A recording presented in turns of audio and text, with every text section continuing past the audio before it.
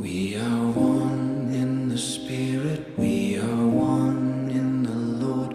We are one in the Spirit, we are one. So this morning, we are going to continue a conversation that we started last week, a conversation on the book of Ruth. We're going to look at chapter 2. But I believe that one of the things is that it's important for us to look at where we were so that we can determine where we are so that we can figure out where we're going. So let's just quickly look at where we were. So we talked last week. We started in Ruth, and we started by talking about the Bible. And we addressed the fact that this is more than just a book. The Bible is a library. It is a library containing 66 books. Those 66 books are broken into two major categories, the Old Covenant and the New Covenant. Within the Old Covenant, you've got different categories. You've got law, you've got history, you've got poetry, you've got major prophets, you've got minor prophets. And within that section known as history, we find our book, Ruth. And we're going to see if this works now. It does not, so we'll just move on to the next slide. Within the book of Ruth, we find a few pieces of information that are important. First of all, we know that Ruth is one of only two women who have books named after them. We have Ruth, who is in that history section, as well as Esther. We also found that Naomi means that one who is pleasant, and that Mara means one who is bitter. When we studied the book further, we found that Naomi asked to be called Mara because she felt that her life was bitter, because she felt that God had pretty much abandoned her. But we also found that she didn't see the whole picture. I asked you last week, I said, who is your Ruth? Who is that person in your life that is loyal, that person in your life that even through difficulty, even through hardship, that person will be there for you? Well, those are the things that we looked at last week. As we move forward, we're going to look at a few other things. For instance, the word glean, you're going to see that. What does it mean to glean? Well, to glean means that you go behind the harvesters. The harvesters, now, first of all, you have to remember, we're not looking at the world that it is today. Harvesting was a very labor-intensive exercise. You had individuals, several of them, that were going through the fields and that they were harvesting, and occasionally they would drop something or they might miss something. And to glean means that you go behind those harvesters and you're picking up those things that they missed. You're picking up those things that they may have dropped. Now, this was not only a part of culture for the Jewish people. This was law for the Jewish people, and we will see that. To look at some other terms that we're going to see here in the book. Ephah. Okay, so I'm going to be honest here. Now, every once in a while, you try and figure out what something means, and you go and you find the definition, and rather than answer your question, it gives you more questions. An ephah is equal to a bushel. Okay, some of you who grew up on farms know what a bushel is. To a city boy raised in Detroit, when you tell me an ephah is equal to a bushel, my next question is, what's a bushel? So I had to continue to do the research, and I found that a bushel is equal to 8 gallons. Now we've come to an understanding. I know my milk comes in a gallon. 8 of those equals a bushel, which equals an ephah. But I found it out for you. So those of you who already knew what a bushel was, God bless you. For the rest of us, a bushel is equal to 8 gallons. A few other things that we want to address as we move forward. If we could look at the next slide there. We're going to see this word kinsman redeemer. Rabbit hole. Yeah, I don't know whether this is a good thing or a bad thing for you all to know, but sometimes it appears that Pastor Jessica and I will go down the same rabbit hole. And this was one of them. And the reason that this is important is because I preach to you out of the New International Version. This is the 1984 version. And a lot of my pastoral colleagues, they shudder at the fact that I preach from the NIV because they don't think that it's theological enough. They don't like the way that it's translated. The fact of the matter is the New International Version of the Bible is the version of the Bible that is owned by most people in the United States. There are 2 versions of it. There's the 1984 version, there's the 2011 version. And the reason I preach from the NIV, because I'm preaching from the Bible that is in the households of most of the people that I'm preaching to. And to me, that is responsible. And so that is the reason that I do that. Now, the important thing is, if you have an NIV 1984, that word that pops up is kinsman redeemer. If you have a 2011, it says guardian redeemer. What does that mean? The exact same thing. So we're going to get into a little bit later what those words mean. What does it mean to be a kinsman redeemer? What does it mean to be a guardian redeemer? So let's jump into our text for today. We're going to look at the term gleaning. Let's figure out how we got there. So we remember last week you had Naomi, she left with her husband because of a famine. They went to Moab with their 2 sons.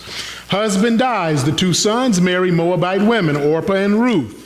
The 2 sons die, so now you have these 3 women that are left. Naomi tries to convince her daughter-in-laws to go back home. At first, neither one of them is willing to go. However, over time, Orpah is convinced to go, but Ruth says, no, I'm not going. She tells her mother-in-law, where you go, I will go. Your people will be my people. Your God will be my God. Where you die, I will die. Where you are buried, I will be buried. Nothing is going to separate us except for death.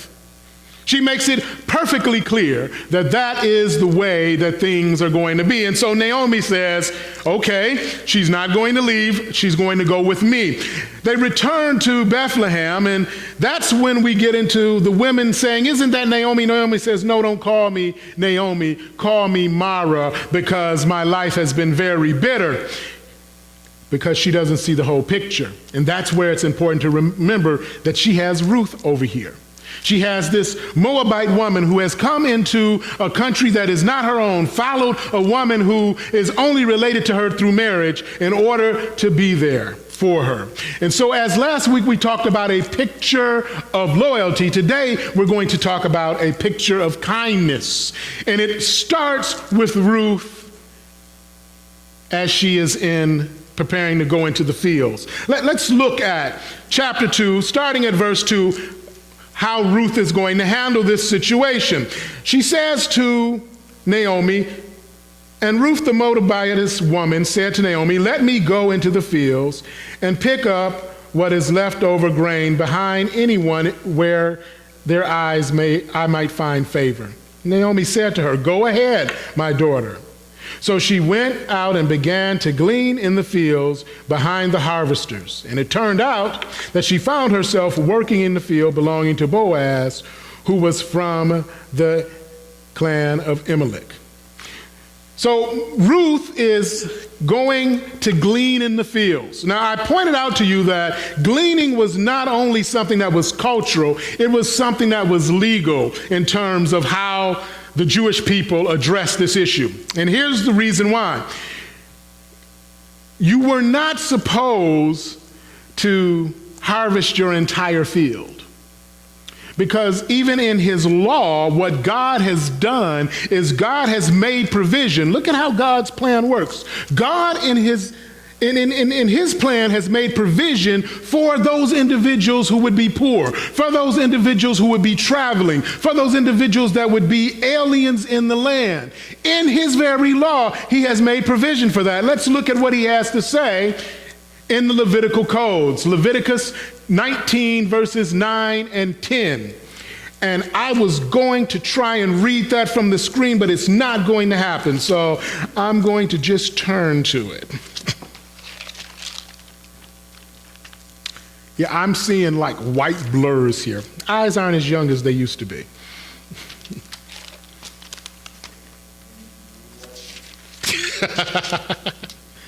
So it's Leviticus 19, verses 9 and 10. This is the law as God set it out for the people of Jerusalem. When you reap your harvest of your land, do not reap to the very edges of your field or gather the gleanings of your harvest. Do not go over your vineyard a second time or pick up the grapes that have fallen. Leave them for the poor and the alien in your land. I am the Lord your God. So even in his law, you see the kindness of God as he is making provision for those who would not have. He's saying, don't harvest the entire field. Now, think about that today. Right over here, we've got a cornfield. One up the street here. You go a few miles that way, you've got soybean fields. If you go to Greensburg, where when I first came to Kansas, you've got cotton, you've got wheat, corn, Milo, which I had never heard of until I moved here. You've got all of these things, and the harvest is a lot different in the world today. You don't have armies of workers walking through fields right next to each other harvesting. You have a machine that is so efficient that once that field over there is harvested, there won't be anything left. But if we were doing farming according to the Jewish law, that would be illegal, because you're supposed to leave something for the poor. You're supposed to leave something for the alien. You're supposed to leave something for those that might be traveling through. That was God's provision. So we see in Ruth, we see that she is benefiting from the law as God has set it out. So she goes into the field. She's going there to glean, to walk behind and to make sure that she can provide for her mother-in-law and herself. Boaz comes along, and Boaz sees this.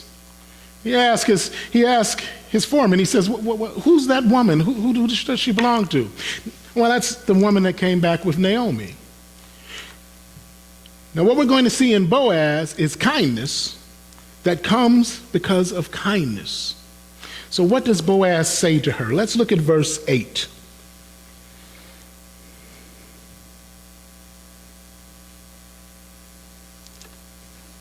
So Boaz said to Ruth, my daughter, listen to me. Don't go and glean in another field. So right from the beginning, what we see is Boaz showing more kindness than was expected of him. All he had to do was let her glean in the field. He doesn't have to do extra. But he's telling her, don't go into other fields. Why is he telling her that? Because he understands the world that they live in. If she goes into another field, she could be in danger. He knows that while she is in his field, she's safe. And so he's concerned, he's showing kindness, and he's concerned for her safety. So he says, don't go and glean in any other field. And don't go away from here. Stay here with my servant girls. Watch the field where the men are harvesting and follow along after the girls. I have told the men not to touch you. And that's part of the reason why he wants her to stay, because he knows, again, she's safe. She's not going to be preyed upon by anybody in his field.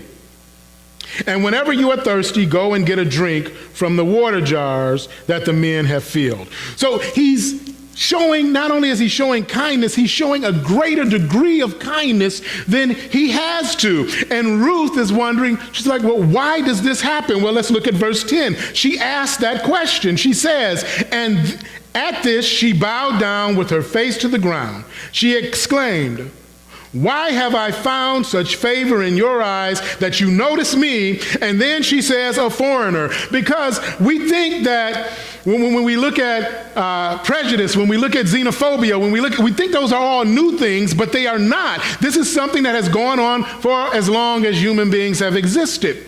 And so we're looking at this woman. She's a Moabite, and not only is she a foreigner, she's a Moabitess, and she's wondering, why is this person being so kind to her? And now he's going to explain to her why he's doing it. Let's look at verse 11. Boaz replied, I have been told about what you have done for your mother-in-law since the death of your husband, how you left your father and your mother and your homeland. In other words, how you left everything that you knew, how you left everything that was important to you, and you came to live with the people that you did not know before. He's saying, I have heard about the type of woman that you are. I have heard about the character that you have. And I am showing you this kindness, this additional kindness, because of the kindness that you have shown. Now, it's an important thing for us to realize as Christians. We do not show kindness. We do not show loyalty. We do not have mercy. We do not have grace. We do not love because we are expecting to receive.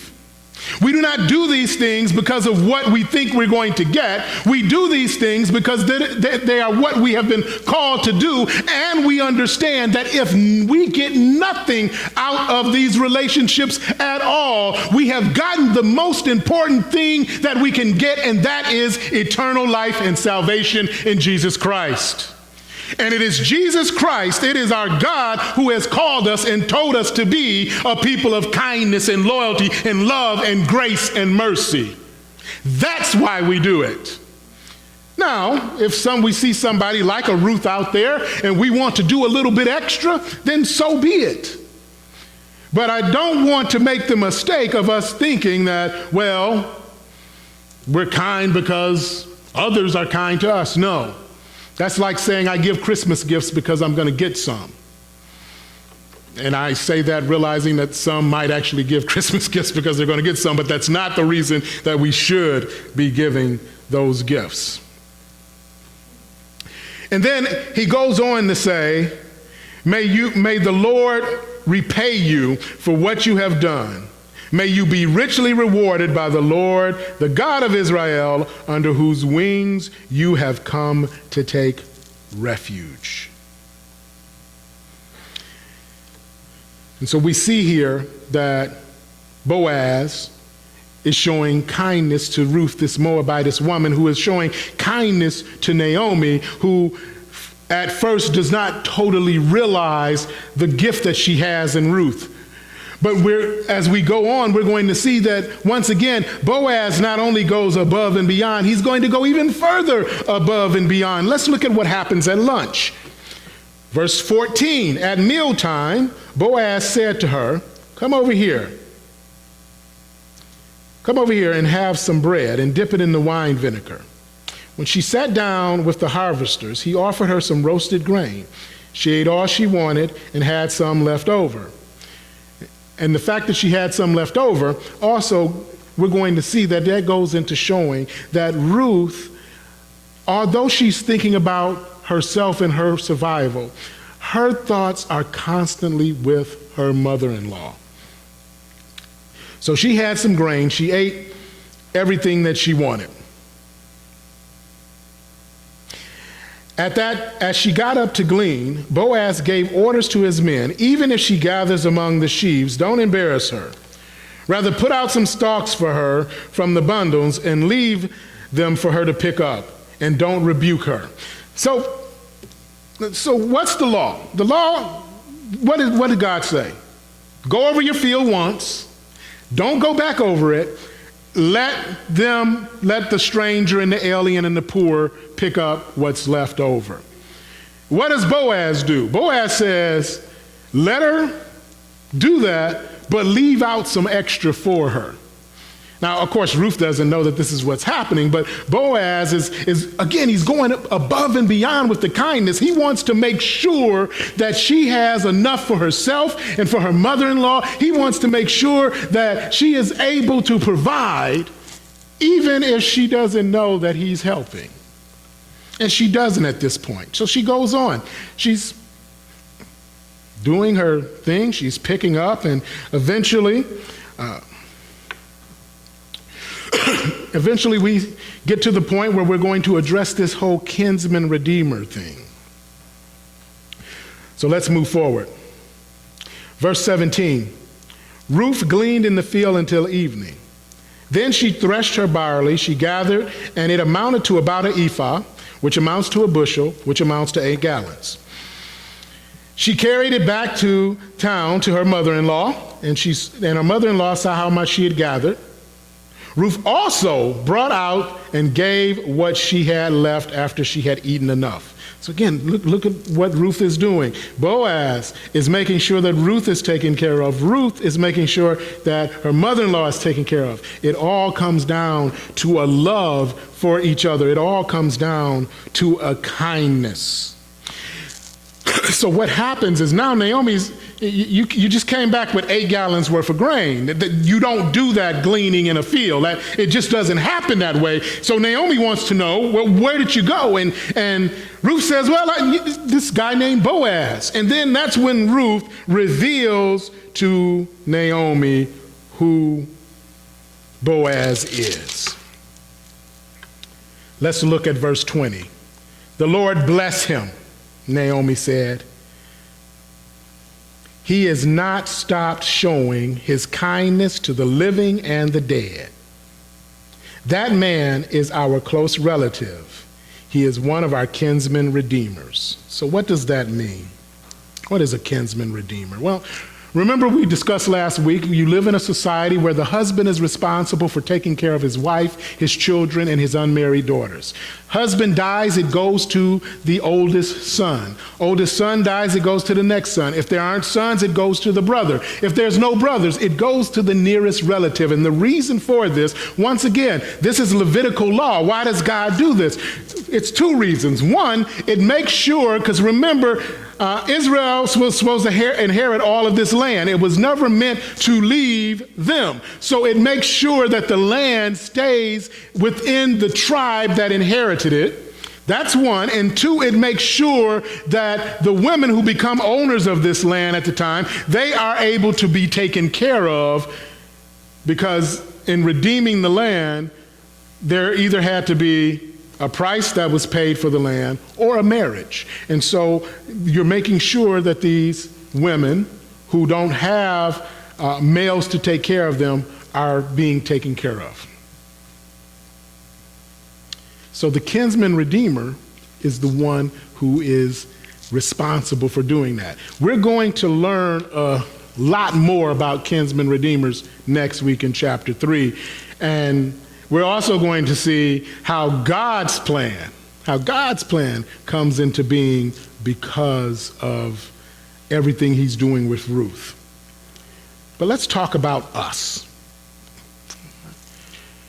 We see Ruth, and we see someone who is, in her we see someone who is loyal. We see someone who is kind. We see someone who is a model of what we should try to be as Christians.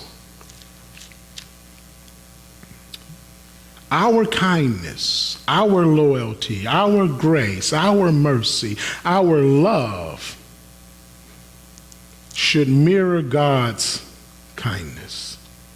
Now, of course, we cannot possibly be as kind as God has been to us. We cannot possibly sacrifice. We cannot possibly show the grace and the mercy that God has shown to us, but it should mirror that. We should strive for it. We as Christians should be a people who are known for our kindness, our love, our grace, our mercy. And I think that I can honestly say, and you all would agree, that there have been many times when we as Christians have fallen short of that goal. But that is how we should be seen. That is how we should be recognized. It's important for us to understand also that it has nothing to do with the other person. We can't say, well, I'm not kind to them because they're not a kind person. It doesn't say be kind to those who are kind. It says we are to be kind. I don't love them because they're not a very loving person. We don't get to choose that. We love because God has called us to love. And now we are in an environment where we pick and choose and we differentiate. Well, I don't want to be around that person. I'm going to separate from that person because they have different political beliefs than I do. Or, I like to be around people that just look like me. So, I can't, it's a different race. I don't want to deal with that. Or different culture. They eat funny food. And when he talks funny. I can't understand what he's saying. So, I don't want to deal with that. We don't get to choose that. Because you can't say, well, I'm a Christian and I love God. But you know what?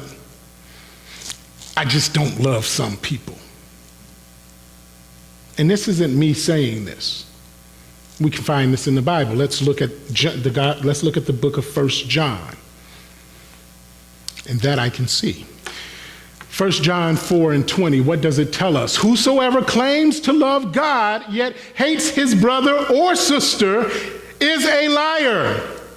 Whoever claims to love God, but dislikes or hates somebody because of the political party that they affiliate with, is a liar. Whoever claims to love God but hates somebody because of the color of their skin or because of their nation of origin or because of their ethnicity or because of their gender or because of anything that we insert is a liar. Why? Because you cannot say you love God who you have not seen but hate your brother who you see all. You can't hate that person regardless of where they may be on the sexual orientation spectrum or the political spectrum or any of those spectrums. You can't say, I don't like them, I hate them, but I love the one who created them. The text says that if you say that you are lying. Not Pastor Franklin's words. The words of the text. And if we say we believe the Bible, which I hope we do, then we have to trust in the text. And again, notice what I said. You all have heard me say this before. We as Christians, if we are truly Christians, we believe the Bible. We do not believe in the Bible. We believe in the author of the Bible, who is God, but we believe his word. And so we have to strive to live by it. And that means that we have to strive to be a people of kindness, a people of love, a people of grace, a people of mercy. So last week I asked the question, who is your Ruth? This week's question and this week's challenge is a little bit different. Who are you Ruth for? Last week I asked you to think about who's the Ruth in your life. This week I'm going to ask you, in whose life are you a Ruth? And if you cannot answer the question, the challenge is this. Seek to be Ruth in somebody's life. Amen? Just as we have the Ruths in our lives, we should seek to be Ruths in the lives of others. In the Spirit, we are one in the Lord. We are one in the Spirit, we are one in the Lord. And we pray that our unity may one day be restored. And they'll know we are Christians by our love, by our love. Yes, they'll know we are Christians by our